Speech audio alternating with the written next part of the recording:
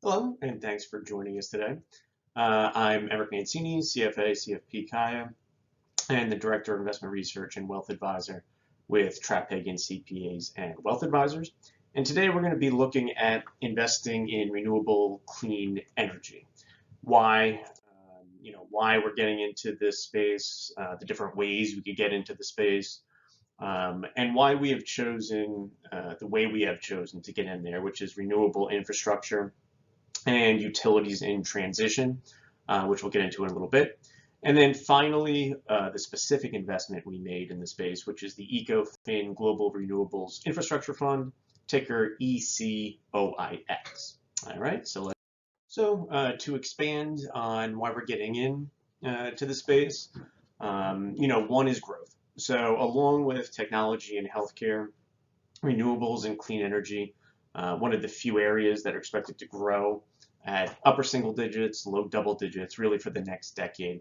And that's rare in this market to have that type of organic growth, really set to go for the next 10, 20, maybe even 30 years. And the only other sectors that really have that are technology and healthcare, and we are already overweight those sectors. So we can find another one that does unrelated to those two that we think has a nice runway ahead of it. Certainly want to get access to that. Second, is the nature of the profits and the cash flows. So after the companies make their initial capital expenditures, their initial investments in the space of building the wind farms, the solar panels, what have you, obviously it does take a good amount of capital to do that. But once that is invested and it is producing electricity, there is relatively little additional capital input needed thereafter. So if you have a utility company that traditionally has produced electricity via coal, they would have to keep purchasing coal and then convert the coal to electricity, and that is a constant cost. If they're building solar, wind, the wind continues to blow, the sun shines, and that really improves margins quite a bit after the cost of these technologies has come down significantly over the past couple decades. So the cash flow is very consistent, they're long-term in nature, and high margin once the investments are made. And then lastly, if you put that together, obviously it really boils down to what returns we could get in this sector. And with our research, we believe between the growth, the valuations we're getting in, the dividend yield available, we think upper single digits to low double digits, roughly in line with the growth of the overall sector, is achievable. And we're getting about 3% dividend. So let's say we end up with 8 or 12, 3 of that would be from income or current cash flow, and the rest would be from earnings growth or reinvestment. And that's especially in this low interest rate environment, that's a pretty attractive investment case. And on this slide, it's basically showing, rewind the clock 10, 15, 20 years, there was relatively little investment, especially solar, wind, relative to traditional sources or fracking or things like that, just because of the costs involved. But really, we have seen a collapse in the cost of these renewable energies. And you see that on this graph, where since 2009, so a little more than 10 years ago, cost of solar has come down 90%, cost of wind 70%. And you see on the right, basically renewables are either in line or even getting cheaper now relative to traditional sources. And that has really put the impetus on pretty rapid expansion in the infrastructure in the space, continued investment over the future. And again, that's what we want to capture. And then, so we made the case of why we want to get in here. Then the question is, how do we want to invest in these areas? So there's basically 4 ways to invest here. One is traditional energy oil companies. So you could go Chevron, Kinder Morgan, Exxon. Now, obviously, these are mostly oil companies at this point. But the way things are moving, we would think over the next 10, 20, 30 years, and they have even said themselves it is going that way. So they'll always have some oil, energy, dirty component, if you will, but they're certainly going to make a transition to some extent over to clean. So you could buy these companies now with their cash flows mainly coming from oil or dirty sources, but then with the expectation over time, over 10, 20 years, they'll make more and more of a transition to renewables or clean. And they certainly have the size and the wherewithal to do that. So that's one avenue. And that's fairly conservative, but not really getting to where we want to get. I don't think for a long time the growth is really there in the traditional oil companies. Second option is to go indirect or tangential investments. These really run the gamut from green bonds, which are bonds issued by um, what are deemed socially responsible companies, carbon credits, which are credits that trade on the open market, sort of like stocks, and governments basically issue them to incentivize companies to go green. They're traded on the open market. You can invest in them, and if there is a need for companies to buy these credits because they're producing too much dirty, to buy these credits and offset the government views. So people do invest in these. And then, another tangential play is lithium miners. You could buy the mining companies in and of themselves. They're obviously mining companies, so not very ESG. But, the lithium needed for batteries and EVs and things like that, certainly a play on the EV car company. So, you can go that route. It's a little more disconnected. It's not really tied to cash flows or companies. So we bypass that avenue. The third is the most direct way, the most obvious way, I guess, in some cases. And this is investing directly in solar, wind, hydrogen, EV investments. This would be Tesla, Plug Power, solar companies, things like that. And obviously, this is a good way to gain access to the space. However, many of these companies are not earning any income or very little. Many of them are very speculative, risky, just starting off, and no dividends at all, really. So we were looking at this, but not quite what we wanted. So what we decided on was on the far right, if we invest in renewable infrastructure and specific utility companies. So our thesis here is renewable infrastructure we'll get into that in a little bit, but on the utility company side, EV or electric vehicles and electricity in general is projected to grow in demand over the next decade. So that in and of itself is a tailwind to utility companies. But if we pick the right utility companies that are either transitioning from dirty sourced generation to clean or already majoritively clean, that is a good way to gain access to the growth of the sector, being quite conservative, buying in at good valuations and getting a dividend of profitable established companies. And that is the way we have chosen to invest in the sector.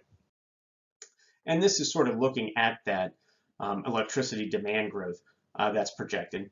So the chart on the left basically shows you the percent of total energy consumption that is projected to be electricity. So 2015, it was 19%. By 2030, projected to basically go up by 10% to 29%, and then very far off in the future. And that's why we like this. This is a really long-term growth play. It's not going to stop anytime soon. Pushing half, half of total energy consumption would be from electricity. And that is long-term growth for electricity demand and utility companies. And then I highlighted on the upper right there, the biggest shift we'll probably see is vehicle or transportation. And as of 2016, less than 1% of road transport was electric vehicles. By 2050, that could be upwards of 30%. And we are seeing pretty quick demand or quick, movement in that direction. So we do want to take advantage of that demand increase. And then along the same lines, you take it in general, the entire energy growth matrix, if you will, between 2020 and 2030. You look at wind and solar, and that's projected to increase 11% per year between 2020 and 2030, which again, you have the wind and solar and renewable component growing 11% year over year on top of electricity demand that's growing somewhere maybe in the low to mid single digits per year. You're getting in the mid-teens growth, which is powerful for any investment. And again, you see where even though the overall demand for energy is increasing, of course, over time between 2020 and 2030, coal's actually decreasing in absolute amount, negative 1% per year, with other forms near break even, but wind, solar, and other renewables really poised for growth, and we want to harness that. And then that's the utility part, the electricity demand side. The other companies within the investment we're making are on the renewable infrastructure side. And that would be, if you go to the bottom right, I don't know if you can see it, but NextEra Energy is one company that it is a utility as well, but they also have a renewable infrastructure component. And what they do is companies like Amazon, Apple up here, if these guys have a goal to be carbon neutral by 2030, 40, or 50, these companies go to NextEra and say, okay, we need your technology, we need your machinery, your capital, your consulting, your information, your guidance in getting us there. So that's what they provide. And companies like that have a tremendous backlog of business and revenue for the foreseeable future. It's quite impressive. So we think renewable infrastructure really across the board for, it goes from traditional oil companies, technology companies, car companies, across the board. There's just going to be tremendous demand and therefore growth as well in renewable infrastructure. Now, getting into the specific investment we made within the space, and again, that's the Ecofin Renewable Infrastructure Fund. Ticker, again, ECOIX, so you'll see it in your accounts. And this is basically a global fund. So if, I don't know if it might be blocked down here by the video, but it is 43% North America, 39% Europe, and then about 20% Japan, China, and Asia Pacific. So it is a global fund. And it's made up of, again, it's a mix of utility companies across the world that are either transitioning from dirty source generation to clean, and they could be in different stages of doing that, or majoritively clean already in generation.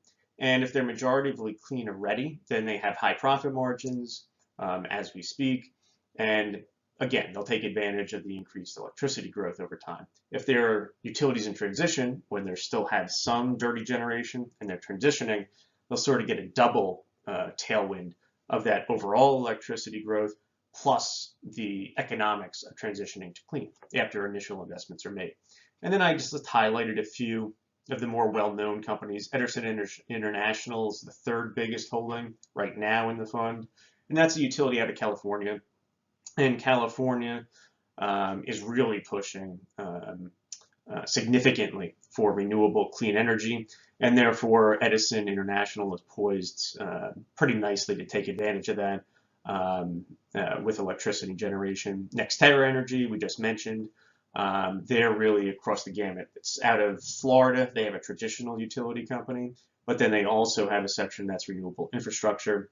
Tremendous demand they're seeing for their products. And Brookfield Renewable Energy, the 10th largest holding, that is renewable infrastructure as well. So they're helping companies like Amazon and Apple get that out there. And all these other companies are foreign, so probably much less well known to us, but they're all in similar industries, either utility companies or renewable infrastructure. And, interesting, I highlighted this little fact up here, where the way they're looking at this fund for social impact reasons is a 1 million investment within these companies would imply the avoidance of 760 tons of carbon per year. Which is a million, obviously, investment's a large investment, but, just to give you an idea, Traphagen as a firm, I think probably has roughly 25 to 30 million in the fund. So you could do the math there, making a difference. And then along with the geography, the other aspects of the fund, it does have a net dividend yield or cash flow yield of 3%. So you're getting that dividend on top of the growth. Risk is similar to the market, so we're not taking any more really risk or volatility than the overall market. And the historical returns of the fund, and it was incepted in late 2015, so we have a little more than 5 years history on it. It has total returns of 17.5% net per year since inception, and that compares with 11% per year for the general market. So the yield is there, the returns are there, and the story of growth is certainly there. And then this just gives you a couple more metrics in terms of valuations. Obviously, we want to get into the space, we want that growth, but we want to do it with, at reasonable valuations. So this is looking at 3 different ways to measure valuations of all the different companies in aggregate within the fund. The first is called enterprise value to EBITDA. Long story short, it's very similar. It's another way of price to earnings. So taking the stock price, dividing it by the earnings, similar to that. And the fund's metric on that is 10.7 times. The overall global stock market's at 13.1 times. So we are getting a 19% discount to the market in terms of earnings or price to earnings, which is obviously pretty significant, and we certainly do like that. Another way of looking at valuations is price to book. So that's taking the stock price, dividing it by the book value or the assets of the company. And all the companies within the fund are trading at a price to book of 2.2. The index overall is 2.6, so that's a 15% discount to the market. And then the last is the dividend yield. So again, we're getting 3% net dividend yield from the fund, and the overall stock market's at 2.4. So that's about 25% higher. All these metrics are positive in terms of looking at the fund and saying, okay, we're actually getting it cheaper, cheaper than the overall stock market investment, but with materially higher growth. And that is, of course, a combination that we like.